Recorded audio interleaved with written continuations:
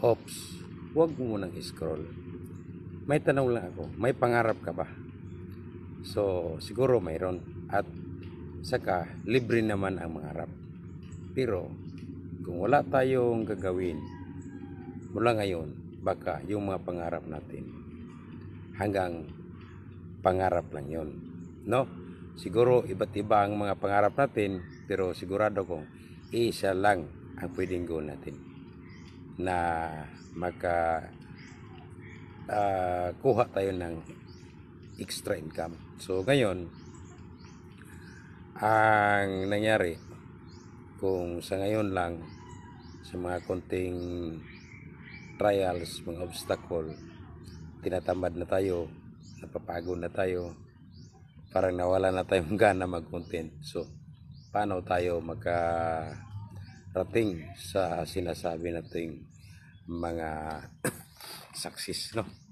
Kaya, alam nyo, yun ang tamang panahon na mayroon pa tayong mga trabaho na nag-umpisa na tayong humahanap ng ibang mga alternative na magkuhaan ng mga extra income. Dahil ang pinakamasakit, pagdating ng panahon, halimbawa, medyo nagka-edad na tayo, hindi na tayo pwede magtrabaho. Sa panahon ng mga pangangailangan, tapos wala tayong malalapitan. Kahit pa yung mga pamilya natin, mga anak natin, dahil mayroon din silang mga pangangailangan. So ngayon, isipin lang natin. Halimbawa, may 10,000 followers ka ngayon.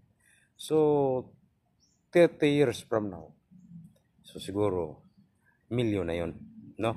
So, kung nag-income ka ngayon ng, halimbawa, mga 5,000, so siguro 30 years from now, magkano na yun?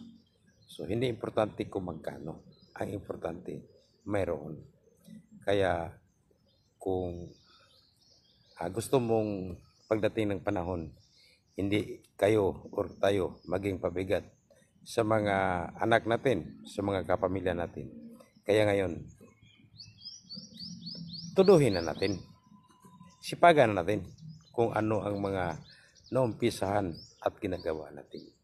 Dahil ang pinakamahirap pagdating ng panahon, kung saan tayo naghahanap ng taong mga malalapitan. Totoo naman yun. Yung Diyos na siniserve ba natin, tumutulong.